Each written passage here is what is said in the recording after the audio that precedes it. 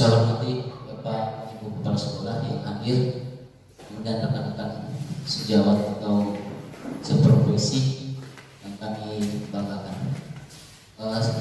Terus materi pada hari ini bisa kami hormati kurang.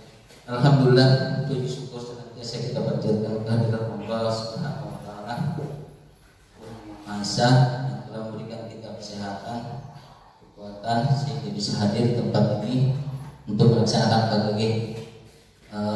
Untuk dipersiapkan waktu, saya persilakan kepada Ibu Lisa dengan hormat persilakan.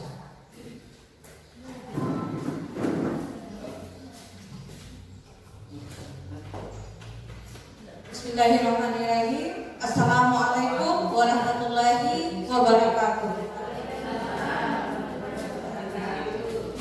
Yang saya hormati pengurus atau ketua KKG wilayah 3 Kecamatan Baibunta. Yang saya hormati ibu guru dan ibu kepala sekolah yang hadir menyempatkan diri untuk mengikuti kegiatan KKG hari ini. Sebelumnya ibu-ibu, saya mengucapkan terima kasih banyak kepada ibu-ibu yang berkenan hadir dalam kegiatan KKG kita hari ini. Nah, saya berdiri di depan ibu-ibu bukan berarti saya di atas dari ibu-ibu, tetapi di sini saya ingin berbagi atau menyebarkan pemahaman dan penerapan budaya positif yang telah saya pelajari pada pendidikan guru penggerak di modul 1.4, yaitu budaya positif.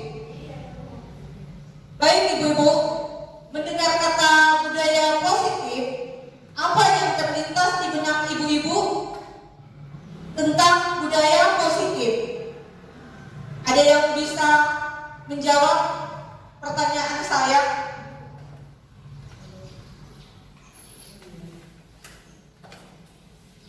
Apa yang terlintas di benak ibu-ibu mendengar kata budaya positif? Terima kasih kesempatan yang diberikan kepada saya. Menurut saya, budaya positif adalah budaya yang diberikan kepada siswa tentang pembentukan karakter diri. Di situ diterapkan misalnya pada sekolah adalah kebersihan lingkungan, disiplin dalam berpakaian dan sebagainya. Terima kasih. Baik, terima kasih Ibu Nur Hidayah dari SD Nur Hayati dari SD Busok. Baik. Nah, pada materi hari ini yaitu tentang budaya positif. Baik. Jadi ada konsep inti dalam mempelajari budaya positif.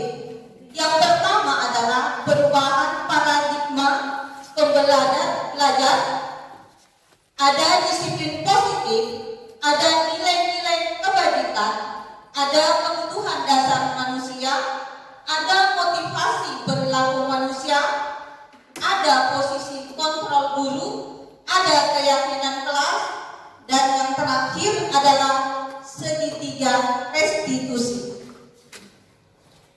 Baik Bapak Ibu. Nah, terkait dengan pembelajaran dengan paradigma baru,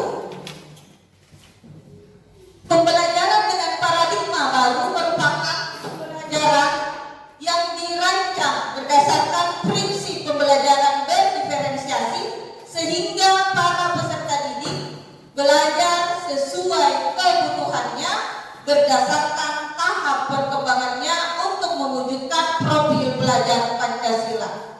Baik Bapak Ibu, sebelum kita lanjut di materi selanjutnya, saya ingin melatih fokus ibu-ibu semuanya. Jadi kita speaking dulu. Jadi kalau saya katakan selamat pagi, maka ibu-ibu saya minta untuk tepuk tangan 1 siang tepuk tangan 2 kali. Kalau selamat malam tepuk tangan. Kalau selamat sore tepuk tangan 3 kali. Kalau selamat malam jadi tidak ada suara. Baik. Tepuk. Selamat pagi. Selamat siang. Selamat sore. Selamat malam. Selamat sore. Selamat siang. Selamat malam.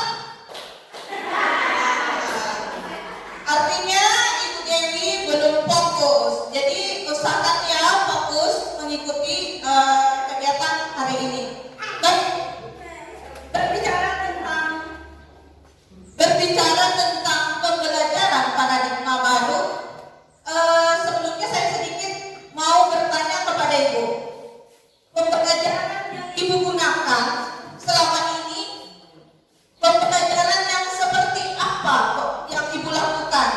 Apakah pembelajaran yang berpusat pada peserta didik atau pembelajaran yang berpusat pada guru?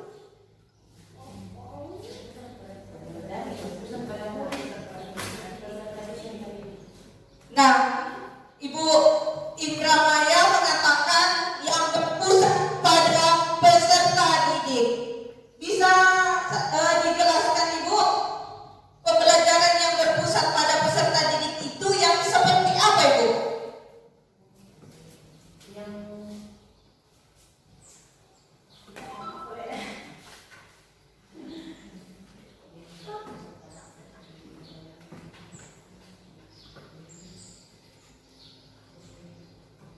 Yang sesuai dengan kebutuhan Yang sesuai dengan kebutuhan siswa. baik. Ada lagi yang bisa menambahkannya? Pembelajaran yang berpusat pada peserta didik itu yang seperti apa?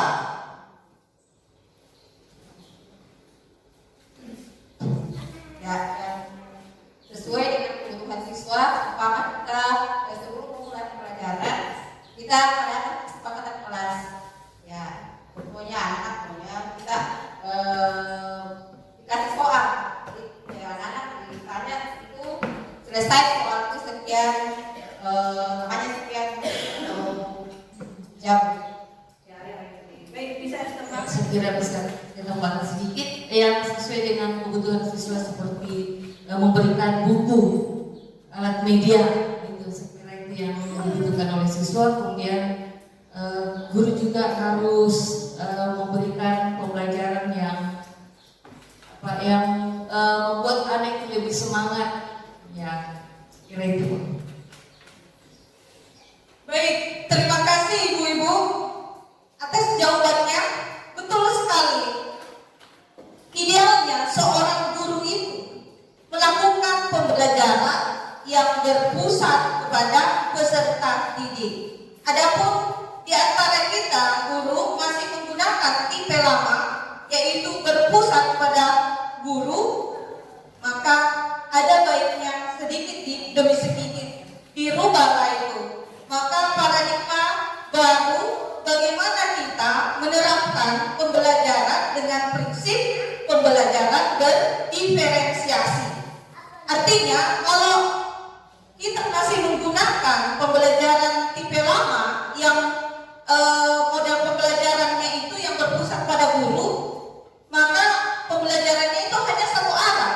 Contohnya kalau kita hanya menggunakan metode ceramah, mentransfer ilmu saja. Nah, kalau metode ceramah, apakah kita yakin siswa kita itu sudah sesuai dengan kebutuhannya? Tentu tidak, karena kita hanya aktif sendiri, guru saja yang selalu menjelaskan, kemudian itu pembelajaran hanya satu arah. Kita tidak tahu apa maunya siswa, apa maunya, apa kebutuhan dari siswa kita. Baik, jadi bagaimana kita merubah itu dari pembelajaran yang lama misi pertama diubah ke dalam pembelajaran dengan paradigma baru. Artinya sesuai dengan cita-cita dari Bapak Pendidikan yaitu Ki Hajar Dewantara. Jadi filosofi pendidikan menurut Ki Hajar Dewantara itu untuk mewujudkan profil belajar Pancasila. Selanjutnya, miskonsepsi teori kontrol. Jadi menurut visioner dan pendidik yaitu Dr. William Glasser dalam kontrol teori yang kemudian berkembang dan dinamakan choice theory, meluruskan beberapa miskonsepsi tentang makna kontrol. Jadi sebelum saya lanjut, menurut Ibu, apakah penting untuk menumbuhkan budaya positif di sekolah? Sangat penting. Baik, betul sekali. Jadi dengan menumbuhkan disiplin positif di sekolah dan ataupun di diri kita, itu akan menumbuhkan motivasi intrinsik pada diri siswa dan pada diri kita sendiri.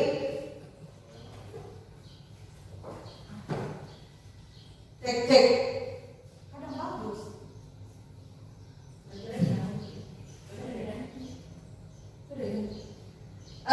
Baik, lanjut. Nah, sangat penting ya untuk menumbuhkan disiplin positif di sekolah.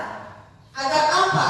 Untuk ditumbuhkan disiplin positif ini, agar menumbuhkan motivasi diri atau motivasi intrinsik pada diri siswa. Dan bukan hanya untuk siswa, untuk kita sendiri. Baik, lanjut. Jadi di sini ada guru mengontrol murid. Jadi ada ilusi yang mengatakan guru mengontrol murid. Jadi kita seorang guru itu tidak bisa mengontrol murid. Kenapa dikatakan itu ilusi? Contohnya seperti ini. Misalnya, pada saat Ibu ada siswa yang melakukan kesalahan, terus Ibu memujuk untuk jangan melakukan lagi pelanggaran, melakukan kesalahan itu. Nah, pada saat itu Ibu berpikir, oh saya bisa kontrol ini, dia sudah tidak melakukan kesalahan. Tapi sebenarnya, apakah Ibu bisa yakin bahwa apa yang dilakukan anak-anak itu tidak akan terulang lagi? Bisa saja nanti pada saat ibu-ibu lengah, maka terulang lagi. Jadi inilah dikatakan namanya ilusi guru mengontrol murid. Nah, yang kedua, ilusi bahwa semua penguatan positif efektif dan bermanfaat. Itu sebuah ilusi. Artinya, dalam penguatan positif di sini, itu adalah bujukan, rayuan, itu tidak efektif, Ibu. Pada saat Ibu membujuk anak-anak didik Ibu, pada saat itu bisa saja dia menuruti kemauan Ibu, tetapi nanti akan kembali lagi kalau siswanya tidak ada motivasi diri. Namanya motivasi intrinsik, artinya motivasi dari diri sendiri peserta didik itu. Kita tidak bisa, Ibu. Kemudian ilusi bahwa kritik dan membuat rasa bersalah mampu menguatkan karakter. Di sini juga dikatakan sebagai ilusi. Kenapa? Nah, pada saat Ibu mengkritik siswa yang melakukan kesalahan, maka nanti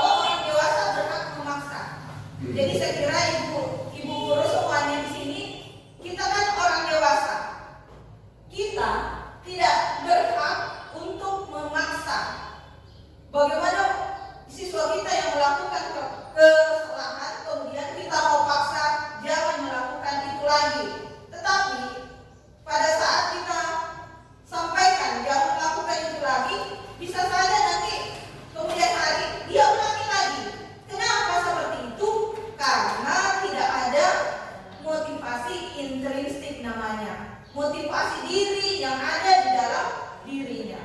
Sekiranya juga ibu-ibu datang ke sini, tentunya ada motivasi yang ada di dalam diri ibu-ibu. Apa motivasi ibu untuk hadir di kegiatan KKG ini? Kalau ada yang mengatakan, saya hadir di kegiatan KKG ini, saya ingin mengembangkan kompetensi saya, berarti motivasi itu berasal dari diri ibu-ibu. Tetapi kalau ada motivasi, apakah ibu-ibu hanya ingin dipuji atau hanya ingin melaksanakan tugas atau ditanggungjawabkan oleh kepala sekolah ibu untuk hadir? Nah, itu namanya bukan berasal dari motivasi intrinsik ibu-ibu. Tetapi kalau sudah tumbuh motivasi diri dalam ibu-ibu, tentunya akan hadir di kegiatan KKG ini. Bagaimana caranya ibu mengembangkan kompetensi, ingin mendapatkan ilmu untuk berbagi sesama rekan-rekan guru. Nah, selanjutnya, idenya sebagai seorang guru, mari kita mengubah paradigma stimulus respon ke pendekatan teori kontrol. Jadi, ibu-ibu, menurut stimulus respon, realitas atau kebutuhan kita sama. Tetapi di teori kontrol itu realitas atau kebutuhan kita berbeda. Sekira benar ya ibu? Setiap orang manusia itu memiliki kebutuhan yang berbeda ya? Iya, betul sekali. Nah, begitu pula dengan murid-murid kita di sekolah.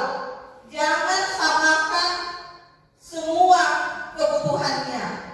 Tentunya dalam melakukan proses pembelajaran ada namanya diagnostik awal. Ibaratkan kita ini seorang dokter, maka jika ada pasien yang datang, diperiksa dulu, diagnosa dulu apa penyakitnya. Jangan dia sakit kepala dikasih obat sakit gigi, kan tidak nyambung. Begitu pula dengan kita sebagai seorang guru melakukan pembelajaran yang berdiferensiasi, pembelajaran yang disesuaikan dengan kebutuhan peserta didik. Baik, lanjut. Semua akan melihat hal yang sama. Nah, kalau di teori kontrol, setiap orang memiliki gambaran berbeda. Jadi, kalau di stimulus respon itu, dia samakan saja. Tetapi kalau dia di teori kontrol, gambaran orang itu berbeda. Sama dengan peserta didik kita. Peserta didik kita itu ada mempunyai gaya belajar. Ada gaya belajar, dia mampu menerima pembelajaran kalau dia dengar, berarti dia audio. Kemudian ada siswa yang mampu cepat menangkap pelajaran kalau dia lihat, berarti visual. Kemudian ada siswa yang bisa cepat menyerap apa yang disampaikan kalau dengan aktivitas aktif, yaitu kinestetik. Baik, lanjut. Kita mencoba mengubah orang agar berpandangan sama dengan kita. Itu tidak bisa seperti itu. Nah, di teori kontrol kita berusaha memahami pandangan orang lain tentang dunia. Misalkan di sini artinya tidak semua orang itu sama persepsinya, sama pandangannya dengan kita. Jadi bagaimana kita seorang guru berusaha memahami pandangan atau pemikiran-pemikiran dari siswa-siswa kita. Nah, lanjut. Perilaku buruk dilihat sebagai suatu kesalahan. Nah, di teori kontrol, semua perilaku memiliki tujuan. Nah, misalkan begini, Bu. Kalau siswa kita melakukan kesalahan, jangan langsung dicap. Harus dicari tahu dulu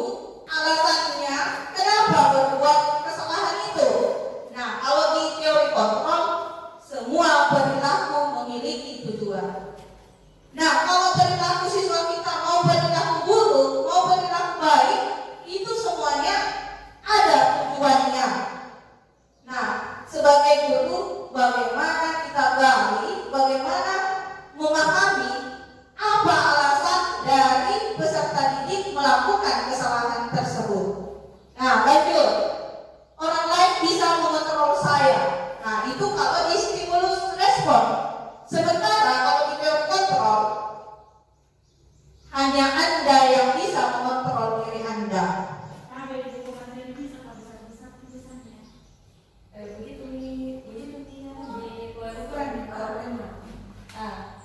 Baik, artinya di sini tidak bisa kita mengontrol orang lain, itu bisa mengontrol kita. Nah, tidak kontrol hanya Anda yang bisa mengontrol diri Anda. Artinya seperti ini, Bu. Misalkan orang lain bisa mengontrol saya, itu tidak bisa. Contohnya seperti ini. Pada saat ibu kepala sekolah mengatakan jam 7.30 sudah di dalam kelas, sudah melakukan pembelajaran. Nah, sementara kita kadang jam 8 baru masuk. Nah, kepala sekolah bisa saja mengontrol kita dan kita ikuti, dan kadang kita tidak ikuti karena itu berarti motivasi diri kita sendiri. Nah, pada saat kepala sekolah tidak ada di sekolah, bisa saja jam 8 pergi masuk. Nah, itu artinya orang lain tidak bisa mengontrol saya. Ibu sendiri yang mengontrol diri Anda. Kalau motivasi lahir, motivasi diri, motivasi intrinsik namanya, yang lahir dalam diri ibu, mau ada kepala sekolah, mau tidak ada kepala sekolah, maka disiplin, masuk sesuai dengan aturan tata tertib sekolah. Itu kalau sudah tertanam di diri kita. Nah, bagaimana caranya juga ini motivasi intrinsik lahir atau tumbuh di diri siswa-siswa kita. Baik, lanjut. Pemaksaan ada pada saat ujukan gagal. Nah, kalau di teori kontrol, kolaborasi dan konsensus menciptakan pilihan-pilihan baru. Misalkan ada peserta didik yang melakukan kesalahan, tidak bisa dipaksa. Jangan memaksa. Nah, kalau sudah dibujuk-bujuk kemudian tidak berhasil, maka mau dipaksa keinginan untuk tidak berbuat itu lagi. Tidak bisa, Ibu. Bagaimana menyelesaikan supaya siswa itu tidak melakukan lagi? Maka lakukanlah dengan kontrol, melakukan kolaborasi dan konsensus, menciptakan pilihan-pilihan baru. Jadi ajaklah siswa untuk berdialog, bagaimana penyelesaiannya, belajar untuk mencari solusi dari permasalahan yang dihadapi. Kemudian model berpikir menang-menang, dan kalau teori kontrol model berpikir menang-menang. Artinya begini, kalau siswa melakukan kesalahan, jangan kita berpikir kita guru yang menang, siswa yang kalah karena sudah melakukan kesalahan. Berpikirlah mengambil teori kontrol, yaitu berpikir menang-menang. Artinya di sini, Bu, kalau siswa melakukan kesalahan, kemudian kita menggunakan stimulus respon menang kalah, artinya kalau melakukan kesalahan ini siswa, dia menganggap dirinya sudah gagal, sudah mencap dirinya saya gagal, dan itu akan tertanam sampai ke depannya nanti bahwa dia sebagai manusia yang gagal. Tetapi kalau pada saat siswa mengalami masalah, kemudian kita menggunakan teori kontrol menang-menang, artinya kita menanamkan rasa tanggung jawab kepada siswa untuk menyelesaikan masalahnya sendiri, mampu mencari solusi dari permasalahannya.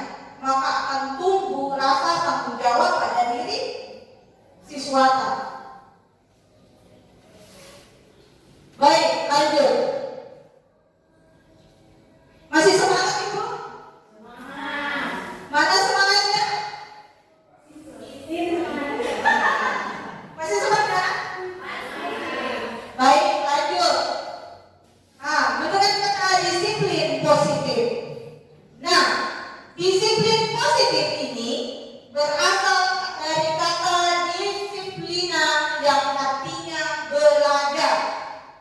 Disiplin di sini mengacu pada disiplin diri yang bertanggung jawab terhadap apa yang dilakukannya berdasarkan nilai-nilai yang diyakini. Sebelum saya lanjut, apa yang Ibu pikirkan tentang kata disiplin? Ada yang bisa menjawab kata disiplin?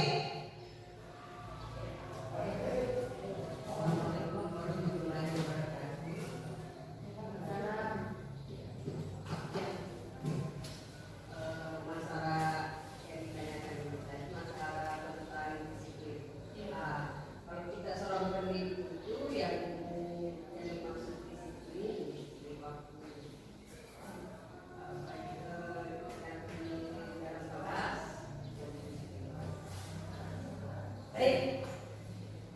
Baik, terima kasih Bu atas jawabannya. Jadi disiplin positif di sini adalah merupakan salah satu cara penerapan disiplin yang bertujuan untuk menumbuhkan kesadaran serta memberdayakan peserta didik tanpa imbalan, penghargaan atau reward, ancaman atau hukuman. Nah, berbicara tentang disiplin Ibu, itu identik dengan aturan ya. Nah, kalau kita melanggar aturan, apa yang didapatkan? Ada sanksi, ada hukuman. Ya. Nah, kalau disiplin diri ini sudah tertanam di diri kita, maka aturan yang dibuat itu tidak akan berlaku untuk kita. Karena kita sudah ada di dalam diri kita itu disiplin. Mau tidak ada kepala sekolah di sekolah yang mengawasi, maka kita akan menjalankan tanggung jawab kita dengan baik tanpa adanya pengawasan. Baik, sebagai pendidik, tujuan kita adalah menciptakan peserta didik yang memiliki disiplin diri sehingga mereka berperilaku mengacu kepada nilai-nilai kebajikan universal dan memiliki motivasi intrinsik dalam perubahan perilaku ke arah yang lebih baik. Nah, sebelum saya lanjut Ibu, nilai-nilai kebajikan apa yang Ibu? Nilai-nilai kebajikan apa yang Ibu percayai? Nilai-nilai kebajikan apa? Apakah bisa? Saya ulang pertanyaannya. Bisakah Ibu menyebutkan nilai-nilai kebajikan secara universal, nilai-nilai kebajikan yang Ibu tahu?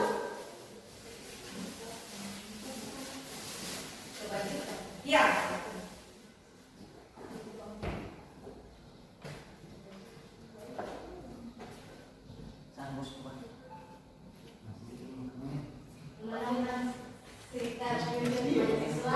Iya, baik, bagus sekali. Jadi nilai-nilai kebajikan yang secara universal, artinya secara umum itu seperti saling menghormati, saling menghargai, jujur, sopan. Itu kan nilai-nilai kebajikan. Nah, sejarah ini kita perlu mewujudkan nilai-nilai kebajikan di sini adalah profil pelajar Pancasila. Masih ada yang ingat istilah profil pelajar Pancasila? Ada dimensi. Bisa Bapak Ibu menyebutkan ada dimensi profil pelajar Pancasila? Yang pertama, beriman, bertakwa, dan berakhlak mulia. Yang kedua, berkebinekaan global. Yang ketiga, gotong royong. Yang keempat, kreatif. Yang kelima, apa? Mandiri. Dan yang keenam, apa? Bernalar kritis. Nah, 6 karakter inilah cita-cita pemikiran Ki Hajar Dewantara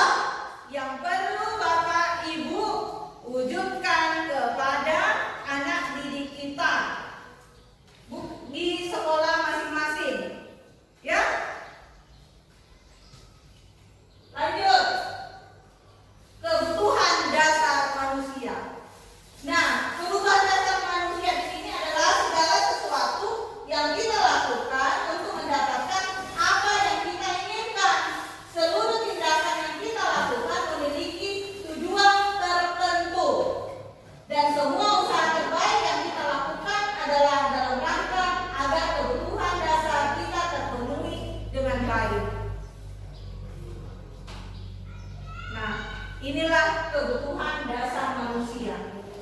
Kebutuhan dasar manusia ini ada 5. Yang pertama adalah bertahan hidup. Yang kedua kasih sayang. Yang ketiga penguasaan. Yang keempat kebebasan. Dan yang kelima adalah kesenangan. Jadi misalkan di sekolah kita ada siswa, satu kebutuhan dasarnya ini tidak terpenuhi, maka inilah menimbulkan perilaku yang tidak sesuai atau perilaku yang menyimpang. Nah, di kebutuhan bertahan hidup, misalkan ada siswa kita di dalam kelas yang terlihat lemah, letih, kita jangan menjustis, kita jangan langsung menghakimi bahwa siswa ini malas, padahal kita harus mencari alasannya. Jangan sampai kebutuhan dasarnya ini tidak terpenuhi, kebutuhan bertahan hidup. Bisa saja siswa kita ini tidak sarapan ke sekolah, bisa saja siswa ini mengalami musibah namanya banjir, sehingga rumahnya malah kebanjiran. Iya, masuk air rumahnya. Nah, kemudian kasih sayang. Nah, di kasih sayang ini, misalkan di dalam kelas kita memberikan tugas berkelompok. Nah, di dalam kelompok itu ada siswa yang tidak aktif, dia murung. Kemudian jangan kita mencap bahwa siswa ini tidak aktif. Bisa saja ini tidak terpenuhi ini kebutuhan dasarnya, yaitu kasih sayang. Artinya dia merasa tidak diterima di dalam suatu kelompok. Nah, yang ketiga di sini penguasaan. Nah, kalau penguasaan, ada siswa kita yang selalu ingin tampil, selalu ingin mendapatkan perhatian. Nah, berarti penguasaan di kebutuhan dasarnya di sini apa? Belum terpenuhi. Nah, kemudian kebebasan. Nah, kalau di kebebasan ini, misalkan ibu hanya menggunakan metode ceramah, sementara siswa ada yang memiliki gaya belajar kinestetik, maka dalam menyampaikan materi itu tidak efektif karena ada kebutuhan dasar siswa kita yang tidak terpenuhi. Dia tidak merasa bebas. Yang diinginkan di sini, dia mau bebas. Bebasnya di sini disesuaikan dengan gaya belajarnya. Jangan metode ceramah saja. Nah, giliran yang memiliki kinestetik ini goyang sedikit, pasti kita tegur, kita suruh untuk diam, mendengarkan. Padahal itu bertentangan dengan dirinya. Berarti kebutuhan dasar kebebasan ini tidak dimiliki oleh anak tersebut. Kemudian kesenangan. Misalkan di dalam kelas yang model yang ibu lakukan, motor itu saja. Maka kebutuhan dasar kesenangan yang ada di diri anak-anak ini tidak terpenuhi. Jadi kalau melakukan pembelajaran, berusaha berinovasi agar pembelajaran itu menyenangkan bagi peserta didik. Jangan terlalu tegang kalau di dalam kelas.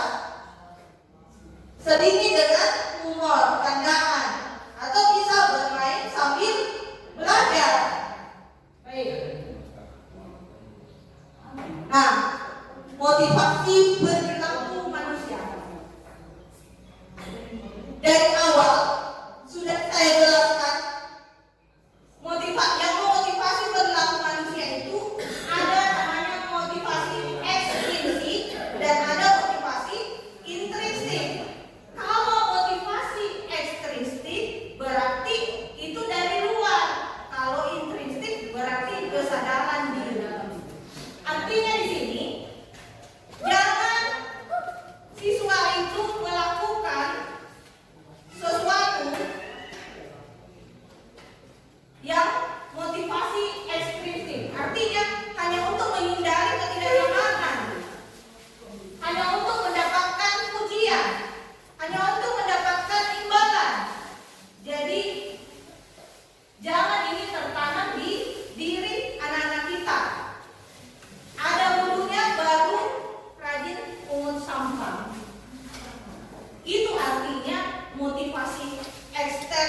standar luar, ekstrinsi yang ada di ranah itu, giliran tidak ada bukunya,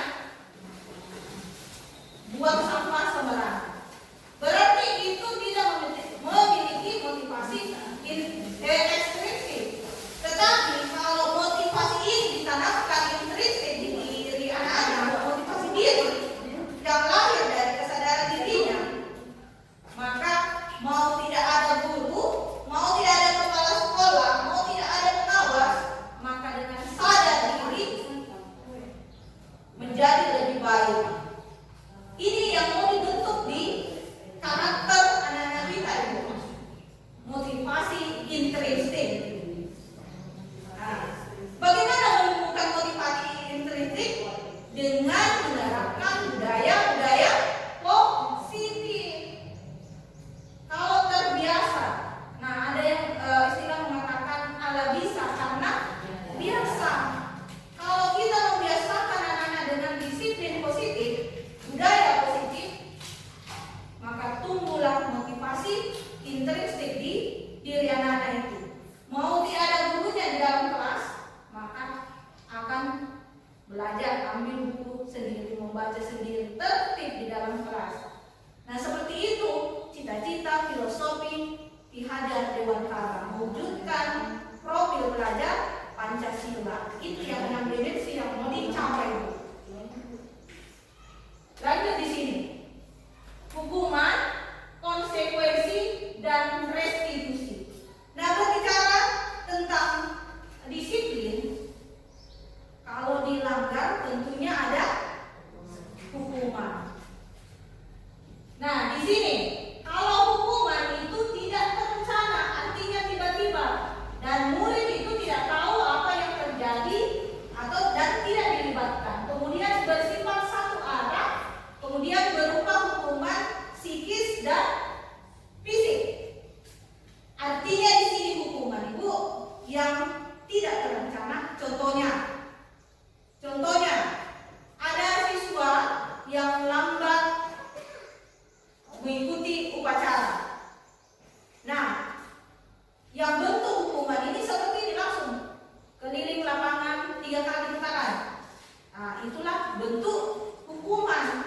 Artinya tiba-tiba ya, tidak direncanakan, dan siswa itu tidak tahu juga bahwa kalau saya lambat nanti disuruh keliling di lapangan. Bisa saja kita suruh membersihkan lapangan, atau bisa saja disuruh membersihkan WC. Nah, di situ ada juga yang berupa hukuman, yaitu psikis dan fisik. Nah, fisik contohnya itu kita suruh pusat berapa kali? Itu. Kemudian psikis bisa saja hati-hati ibu, bapak ibu. Dan ucapan itu membuat siswa merasa tersinggung. Itu akan membekas, dan beberapa puluh tahun nanti akan diingat itu. Tentunya saya yakin ibu-ibu juga masih mengingat peristiwa negatif yang ibu alami sewaktu sekolah. Nah, kalau kita mengatai, melontarkan perkataan kepada siswa, bohong kamu, kenapa kamu lambat? Nah, itu akan membekas. Nah, itulah contoh hukuman secara psikis, akan diingat. Nah, bagaimana dengan konsekuensi?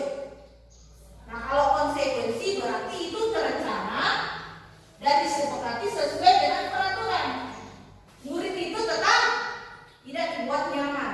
Kemudian sikap guru selalu memonitor murid.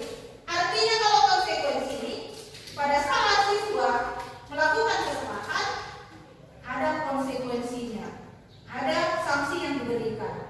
Nah, itulah terkait tata tertib yang sudah dibuat oleh kepala sekolah. Artinya kepala sekolah yang sendiri yang membuat tata tertib. Contohnya, tidak mengikuti upacara, terlambat, sanksinya membersihkan musola, contohnya ya. Nah, itulah bentuk konsekuensi. Berarti ada tata tertib yang kalau dilanggar berarti ada konsekuensinya. Nah, kemudian restitusi.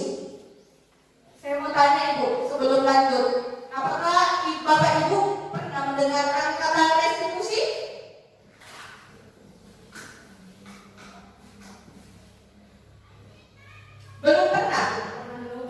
Baik, saya juga sebenarnya kalau Bapak Ibu mempelajari modul di PNM topik disiplin positif, maka Ibu akan menemukan ini namanya restitusi. Saya sudah mempelajari ini dan diperdalam lagi pada pendidikan guru penggerak. Ini yang saya pelajari. Jadi restitusi itu yang seperti apa?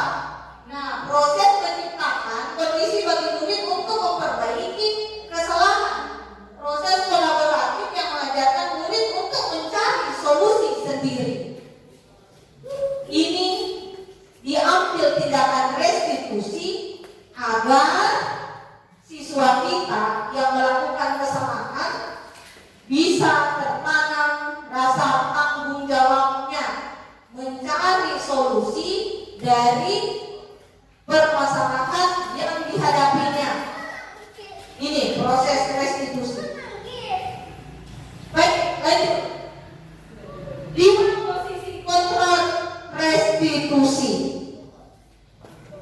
Coba sebelum saya lanjut, Bapak Ibu, dari 5 posisi kontrol sebagai guru ini, pada posisi apakah Bapak dan Ibu? Apakah sebagai penghukum? Apakah sebagai pembuat merasa bersalah? Apakah sebagai teman? Dan apakah sebagai pemantau? Dan yang terakhir sebagai manajer? Bisa bersedia angkat tangannya Bapak Ibu? Pada posisi kontrol apakah Bapak Ibu? Yang katakan teman? Yang katakan pemantau? Ya. Coba yang lain.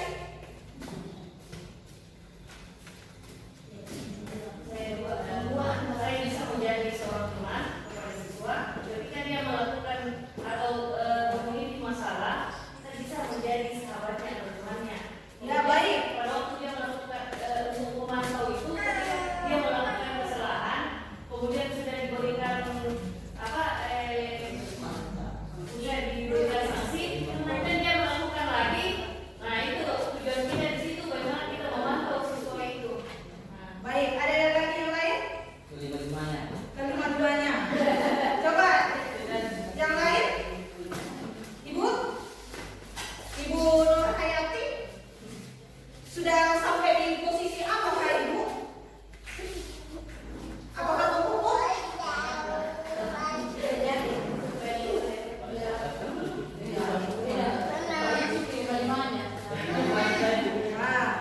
Baik. Nah, idealnya sebagai seorang guru kita itu sebagai manajer. Kenapa sebagai manajer? Karena di manajer itu ada namanya proses restitusi. Kita melakukan dulu dialog terhadap siswa yang membuat kesalahan itu. Kita tanya, kenapa? Apa alasannya sampai berbuat kesalahan? Kita jangan langsung mencap. Nah, tidak apa-apa. Ada yang sebagai teman, ada yang sebagai pembuat rasa bersalah.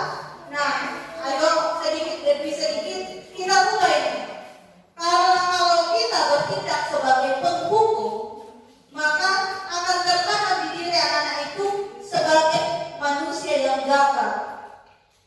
Tidak ada nanti tanggung jawabnya, sudah akan tetap di dirinya. Saya ini anak yang gagal.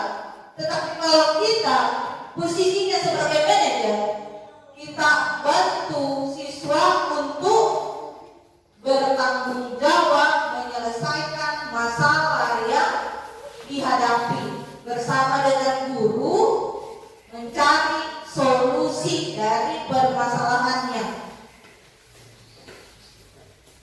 Lanjut. Nah, di sini ada contoh penerapan 5 posisi kontrol guru. Jadi kasusnya ini peserta didik lambat mengikuti upacara bendera. Nah, kalau posisi kita sebagai penghukum, maka perkataannya ini Bapak Ibu. Hormat pada bendera selama 1 jam. Maka itu posisi kita itu sebagai penghukum.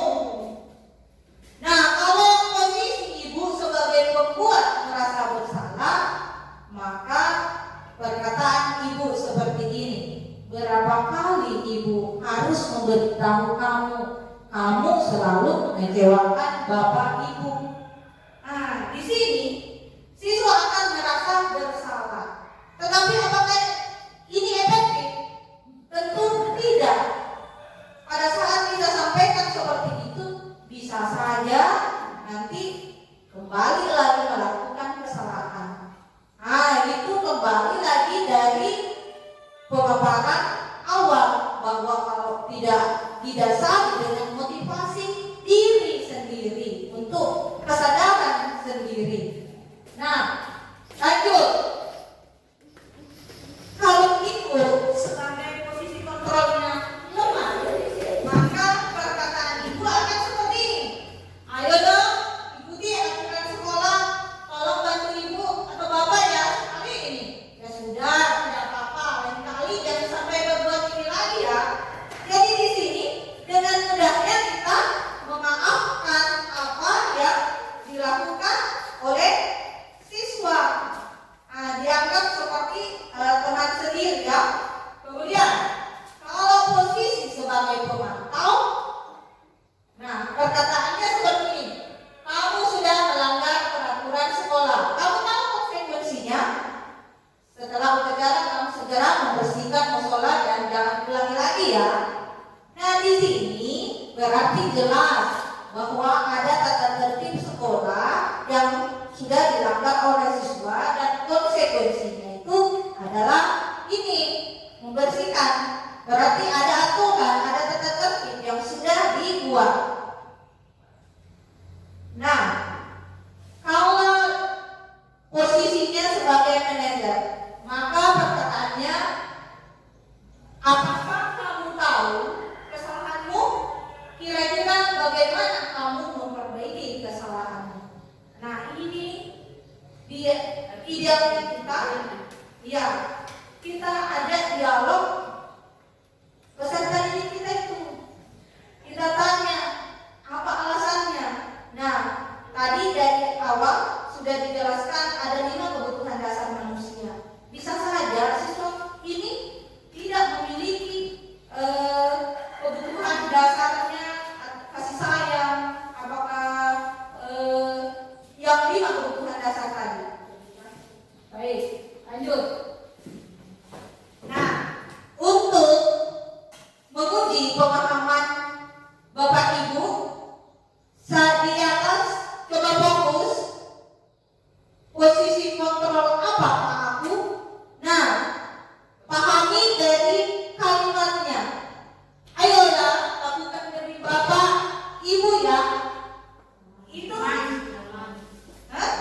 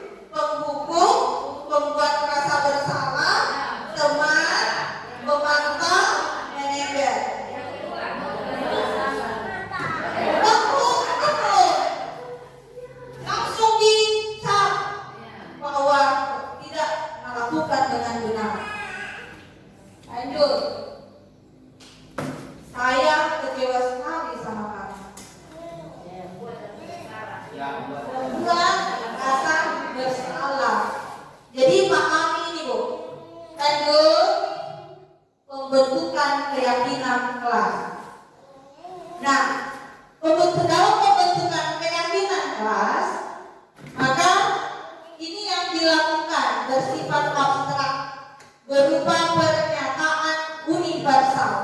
Jadi Ibu yang diyakini, nilai-nilai kebajikan yang diyakini, seperti tadi saling menghormati, menghargai, toleransi, jujur, itu kan nilai-nilai kebajikan secara umum.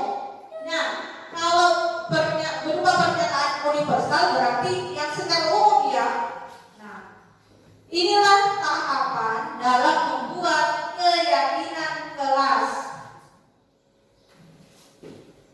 Nah, sebelum saya lanjut, saya ingin bertanya kepada Ibu. Ibu, Bapak menggunakan helm itu fungsinya untuk apa? Ada yang lain? Melindungi kepala. Ada yang lain? Nah, mentaati peraturan lalu lintas. Yang lain? Kalau begitu? Baik. Yang mengatakan bahwa fungsi helm memang itu apa yang memotivasi Ibu untuk menggunakan helm? Ada yang mengatakan untuk pengaman, untuk menghindari kecelakaan yang fatal kalau terjadi kecelakaan, dan Ibu Maya mengatakan untuk menaati peraturan. Berarti motivasi yang ada di diri Ibu Maya itu berdasarkan ekstrinsik, dari luar. Artinya kalau tidak ada aturan seperti itu, bisa tidak apa-apa tidak pakai helm. Tetapi kalau memang dari dalam diri kita yang sadar, maka kita gunakan helm itu untuk melindungi diri kita. Nah, sama dengan keyakinan, apa yang diyakini. Misalkan juga seperti ini Bu, kita yakin bahwa Allah Subhanahu wa Ta'ala yang ada selalu melihat kita. Nah, diyakini, maka kita beribadah tanpa motivasi dari ibu, bapak, suruh sholat. Itu kan dari kepercayaan kita kita yakini bahwa saya ini selalu dilihat oleh Allah. Jadi saya mengerjakan ibadah, bukan rasa takut nanti dimarahi orang tua. Harus sholat, seperti itu. Nah, inilah yang mau dibentuk keyakinan kelas di sekolah masing-masing, di dalam kelas masing-masing. Buatlah keyakinan kelas agar disiplin positif itu tumbuh di diri anak-anak dan melahirkan profil pelajar Pancasila terwujud yang diinginkan. Nah, dibuat dalam pernyataan positif. Misalkan ada pernyataan seperti ini, dilarang merokok. Saya mau tanya Ibu, apa itu pernyataan negatif atau positif? Dilarang merokok. Pernyataan ini apakah pernyataan negatif atau pernyataan positif? Dilarang merokok. Pernyataan positif maknanya. Jadi perlu Ibu Bapak ketahui, dilarang merokok itu adalah pernyataan negatif. Membuat pernyataan ini Bu, hindari kata dilarang, hindari kata jangan, hindari kata tidak boleh. Jadi kalau dilarang merokok ini sebaiknya kita ganti dari pernyataan negatif ke pernyataan positif. Diganti dengan apa Ibu? Apa Ibu? Kalau dilarang merokok,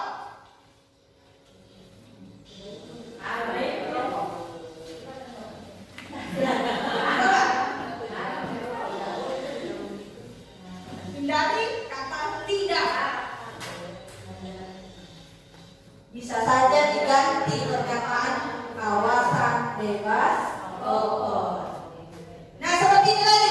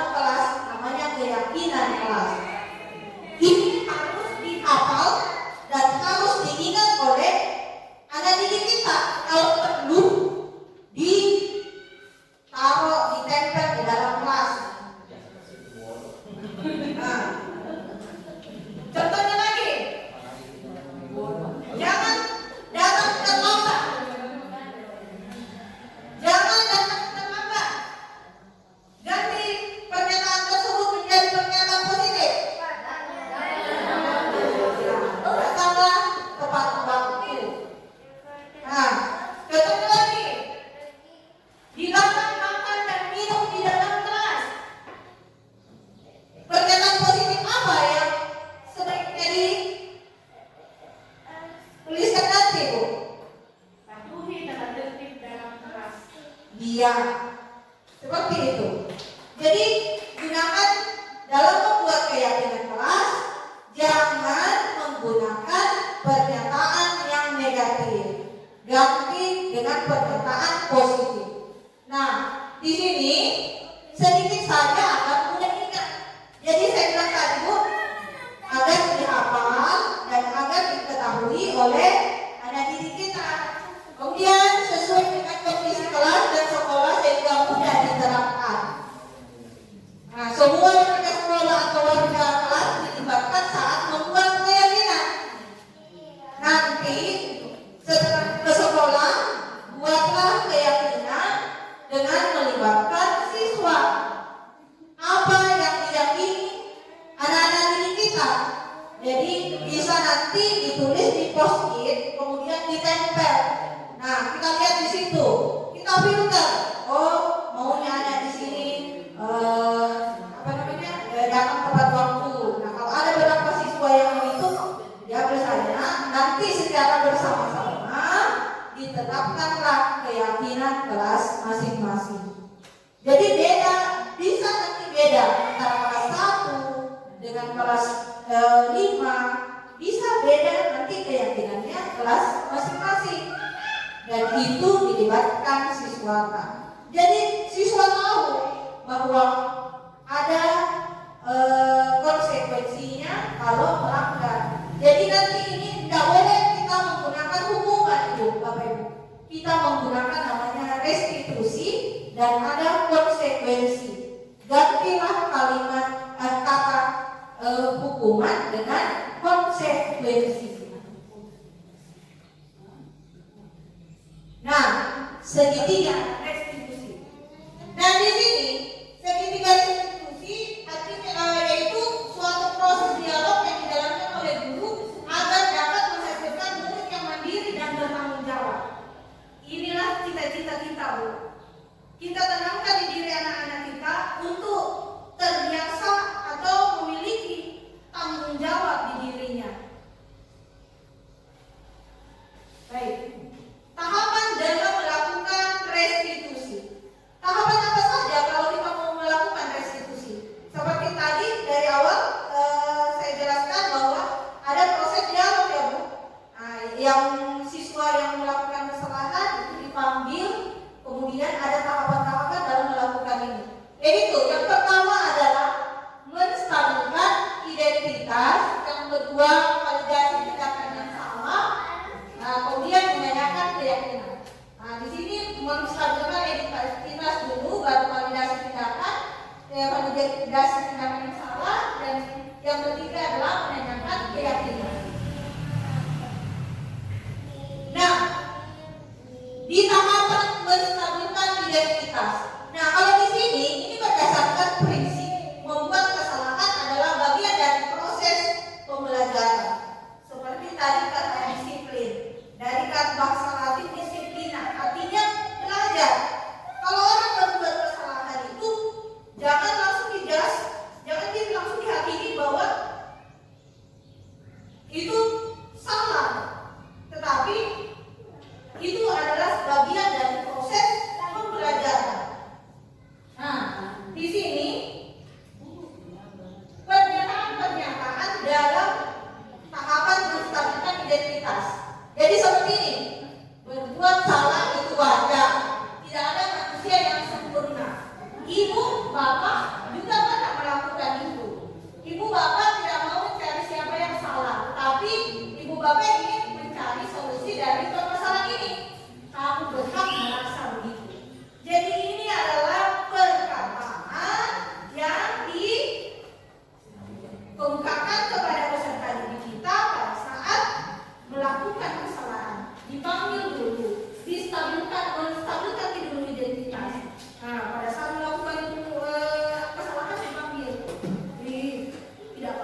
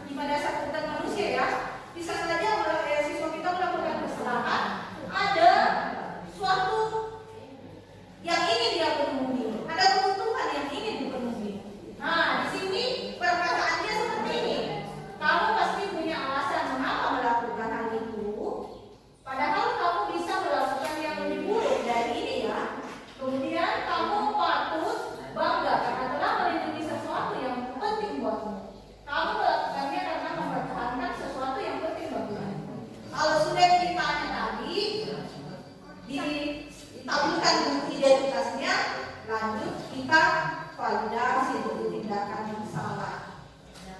Ya, kita tanya, kenapa kamu melakukan itu? Tentunya kamu punya alasan ya. Pasti anak-anak kita akan menjawab, iya bu, tadi diganggu kayak ini, iya bu. Ya, seperti itu. Nah, kita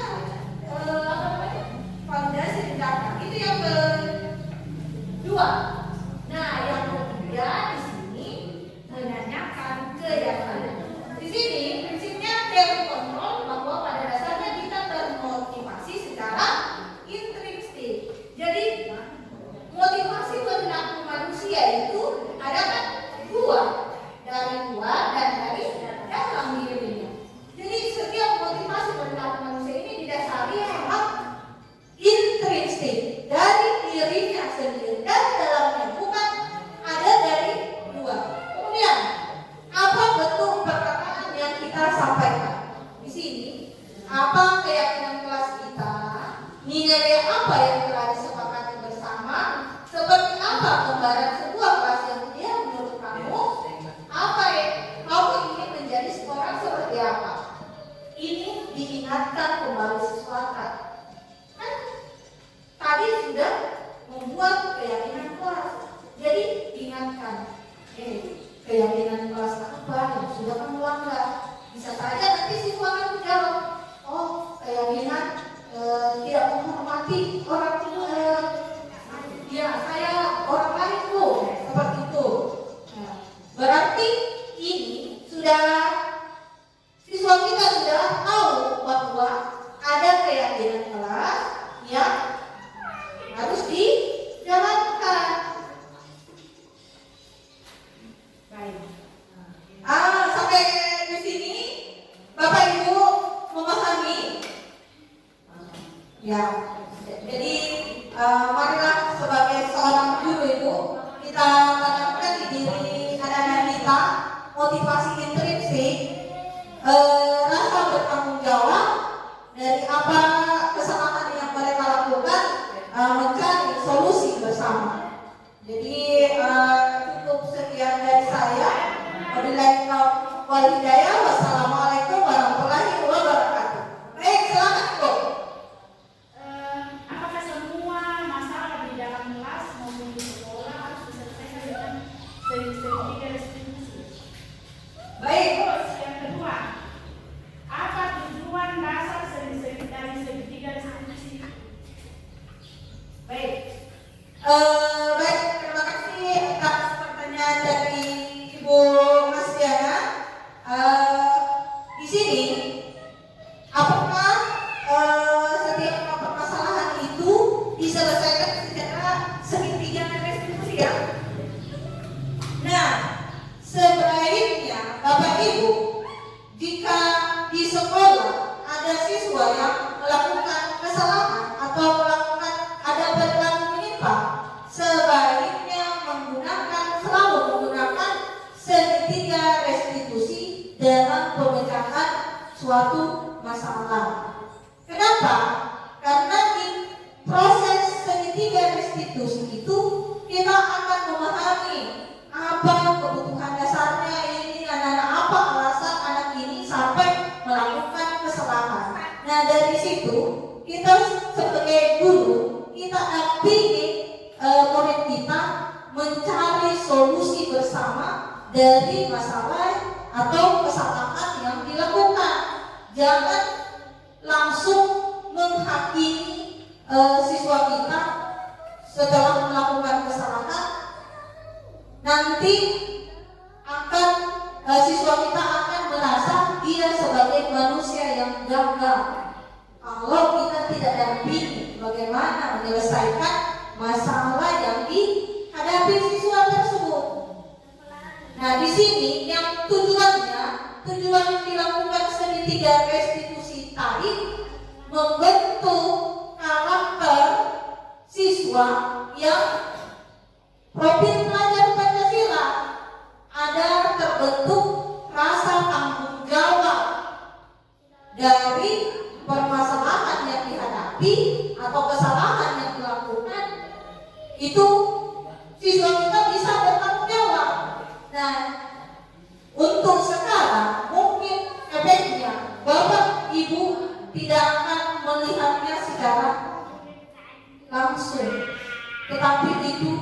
dan sedikit demi sedikit efeknya itu nanti entah berapa puluh tahun ke depannya. Maka persiapkanlah anak didik kita menjadi anak didik yang bertanggung jawab.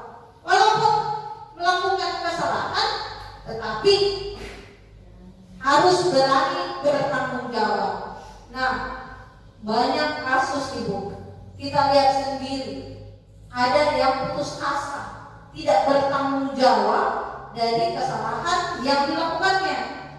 Dia sudah depresi, putus asa, maka mengambil jalan pintas. Nah, inilah yang mau diperbaiki. Tanamkan memang di diri anak kita untuk menjadi anak yang bertanggung jawab. Tidak apa-apa nanti di sekolah sering melakukan kesalahan. Nah, dari kesalahan itu ada namanya proses pembelajaran.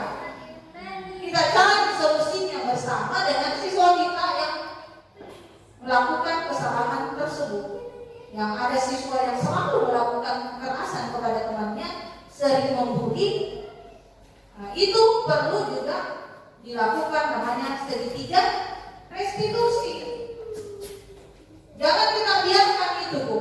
Yang siswa kita yang sering membuli temannya, kita panggil, kita lakukanlah proses segitiga restitusi. Cari tahu alasannya kenapa ini siswa melakukan pembulian terus. Nah, seperti itu ya. Baik, ada lagi? Sudah